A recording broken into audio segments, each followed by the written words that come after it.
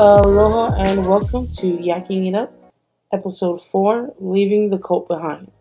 I'm your host, Medusa. Let's get into it.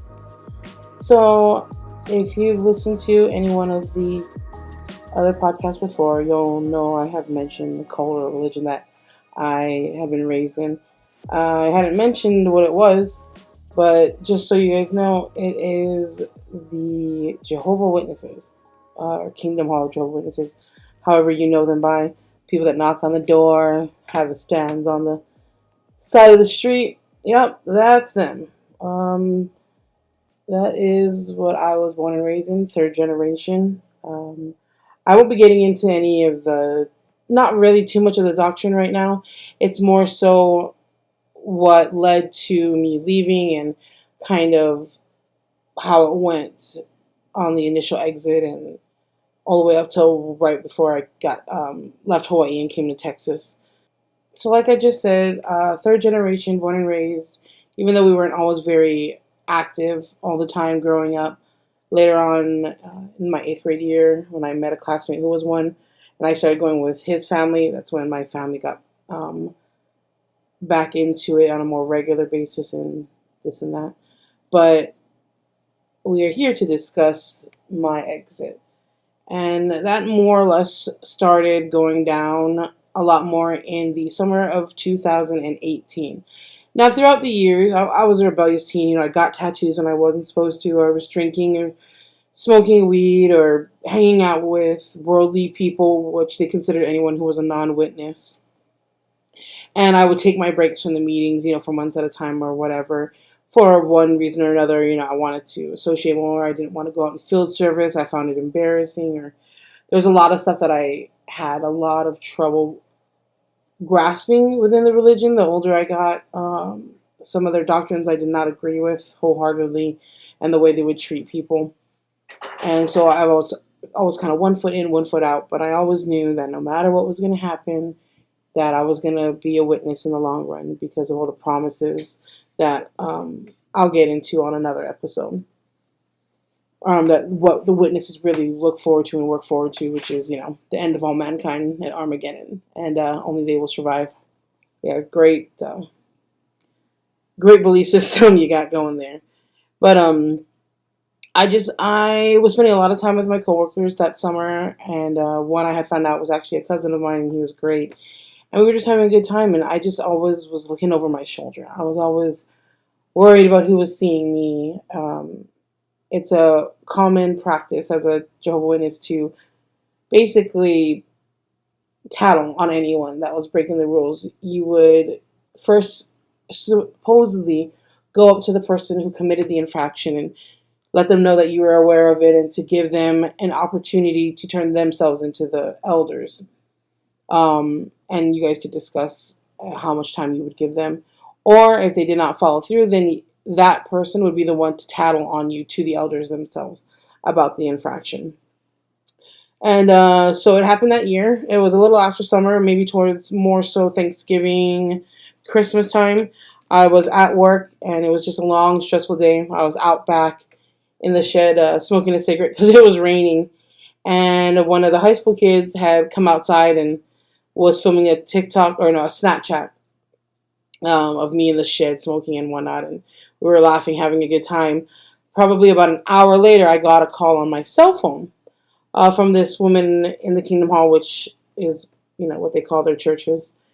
And I was surprised. I don't really talk with her much outside of meeting attendance or a gathering that we've both been invited to.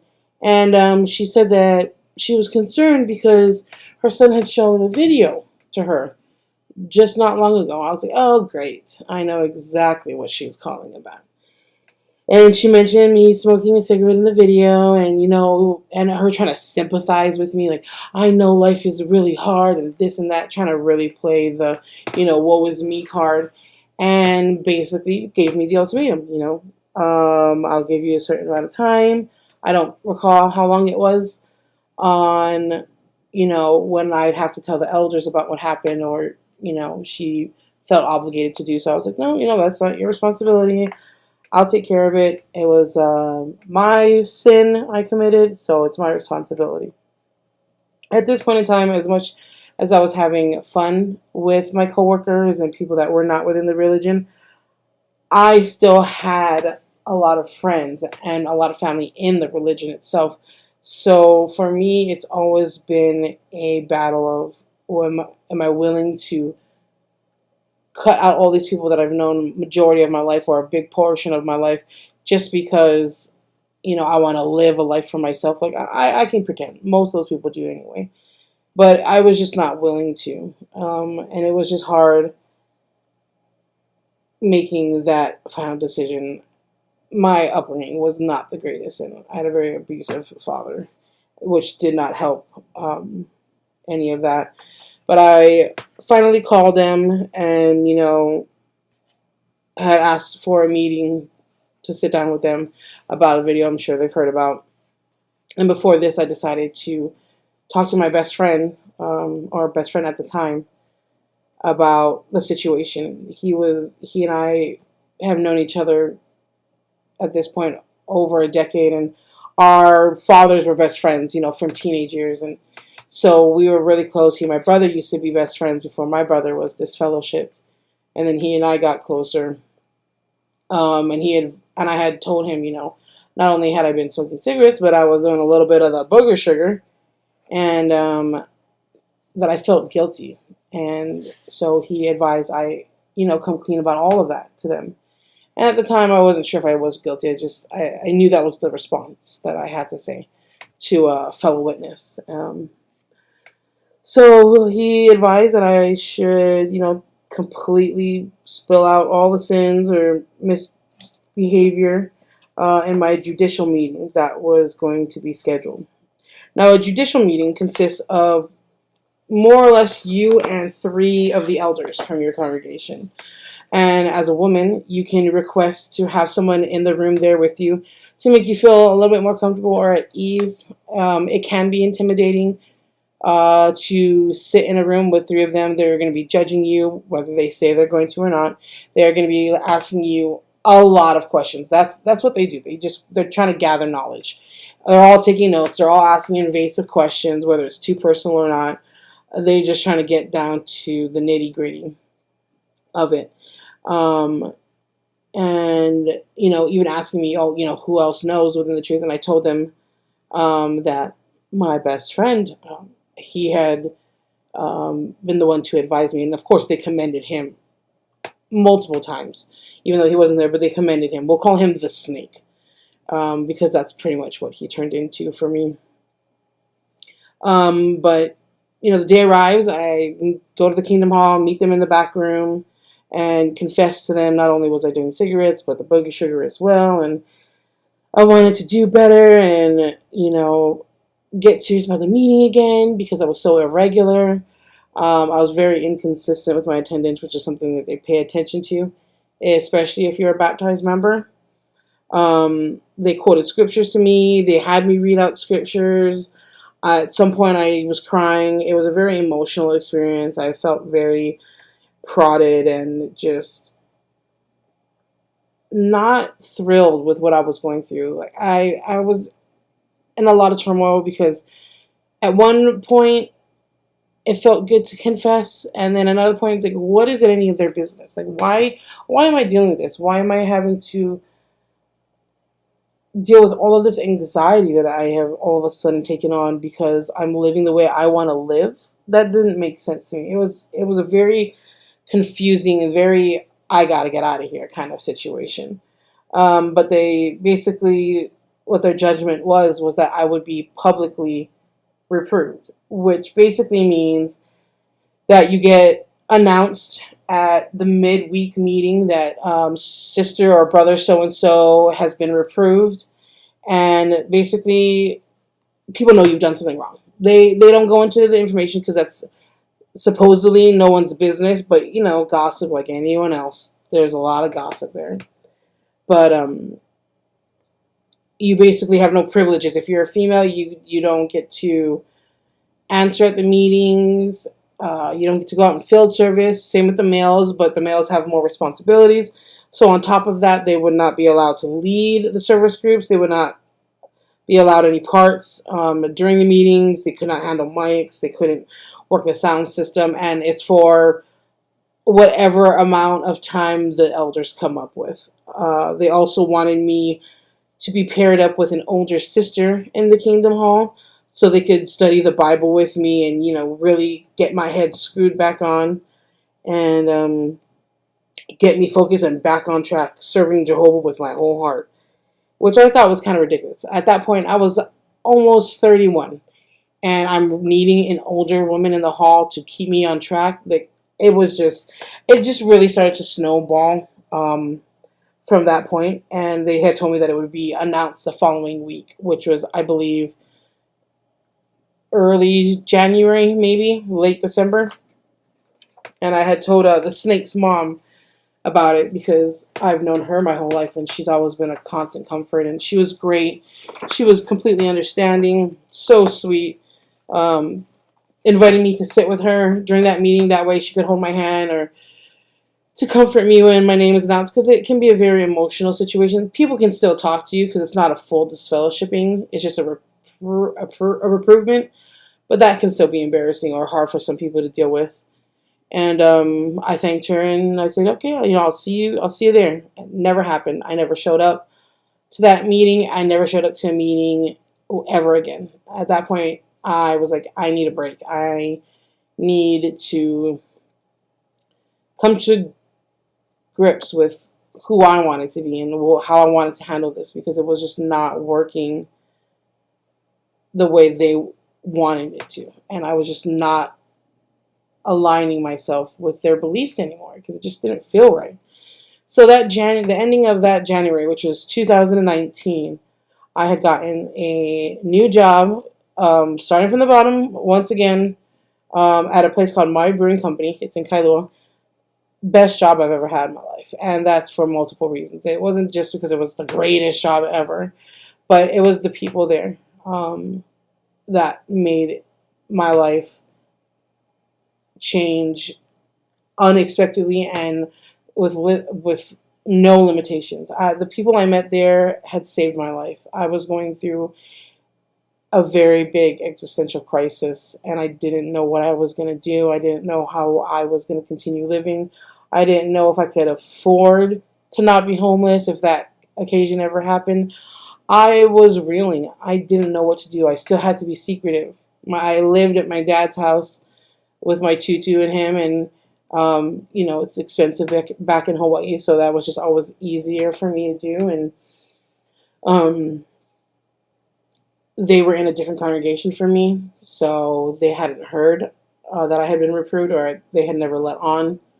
And I was just kind of trying to live my life for myself. I was hiding some new tattoos I got and trying to not cause too much drama in the house, because my dad was a firm believer of, you don't participate in the religion, you don't live here, or.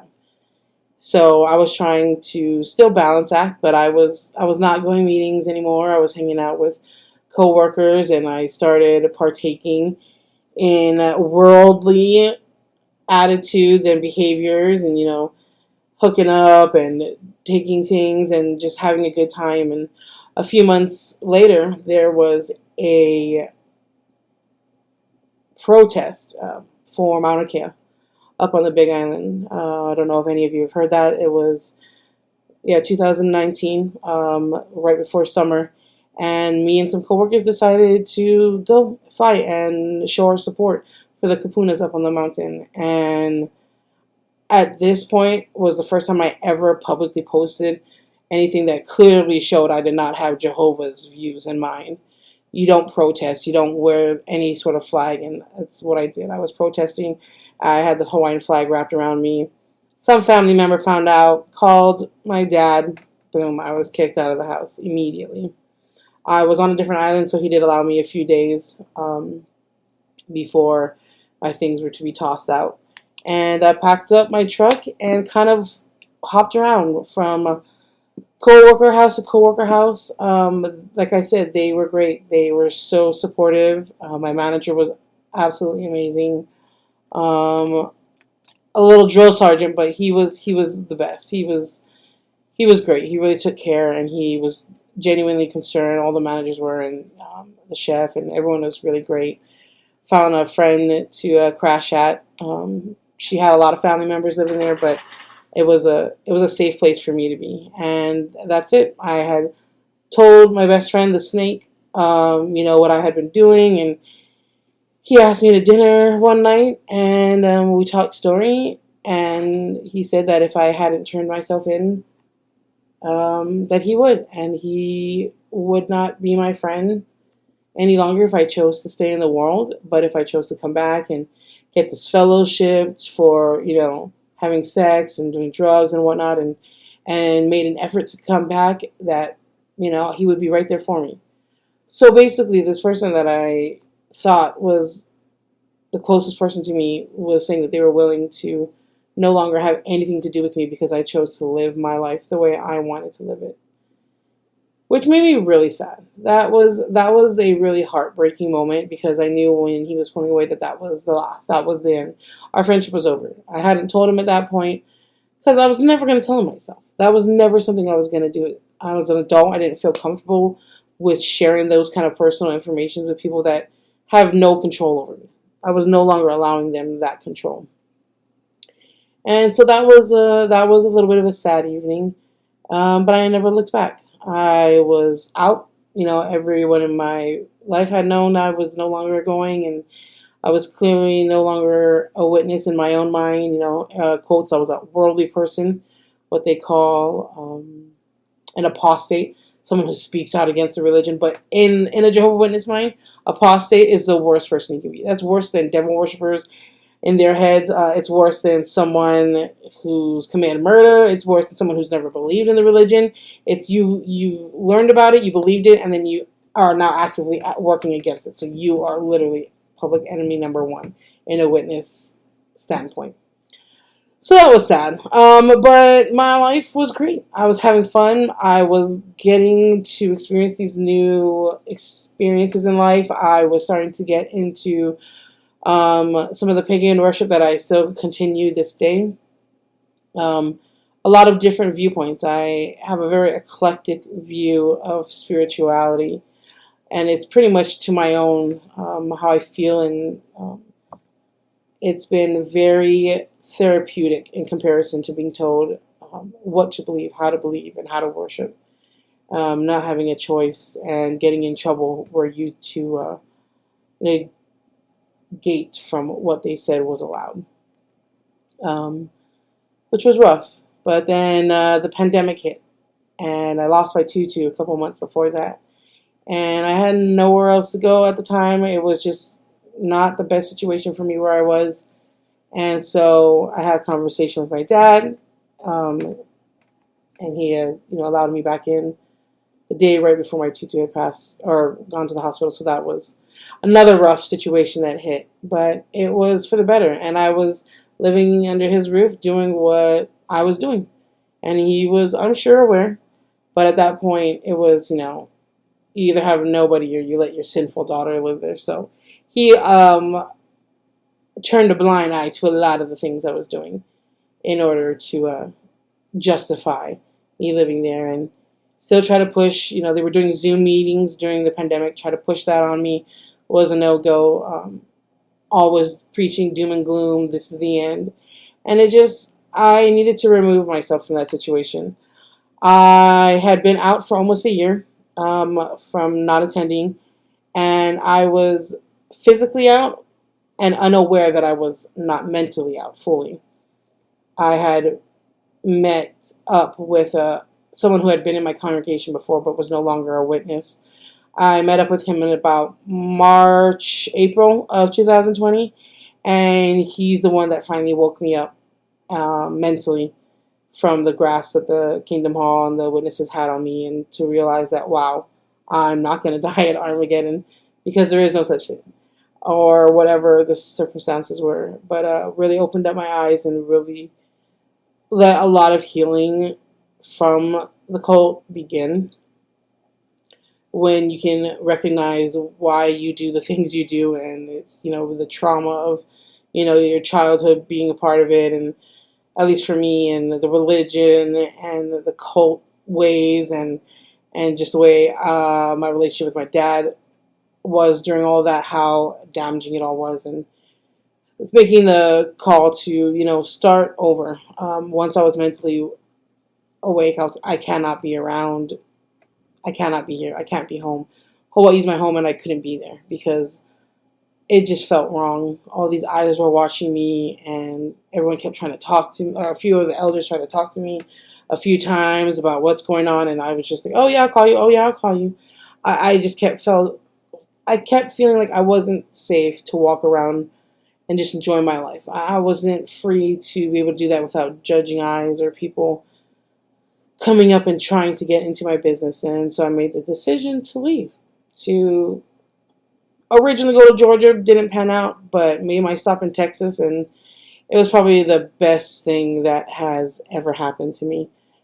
And I'm not just saying that because I met my partner, but he is one of the biggest reasons why I'm over the moon with the decision I made to leave. It also gave me a free, safe space where I could be myself, and I'm still trying to figure out who that is. I don't always make the best decisions, and I rush to judgment sometimes, or I rush to anger as well, and that's all stuff that I'm trying to dissipate and pull back and just enjoy life. I'm free from the cult ties, and I don't want to go back. I know some people are able to just kind of push it aside, but there are some triggers still I deal with, and there's still stuff that needs to be healed, and it's a work in progress, like most things are. But it really does have a hold on people, and I don't think everyone really understands. Even some that have been in it, but maybe not mentally free. I don't think a lot of people really understand how damaging this cult really is, and it's not just like, oh yeah, just another religion. No, they're a cult. It is, the mind control is intense, the cognitive dissonance, and there's just so much more that I am looking forward to getting into as time goes on with the podcast, and I will be talking more on doctrines and my personal experiences and experiences of those that I know personally, as well as some people on YouTube that could help if anyone knows anyone out there, or if you are one yourself. And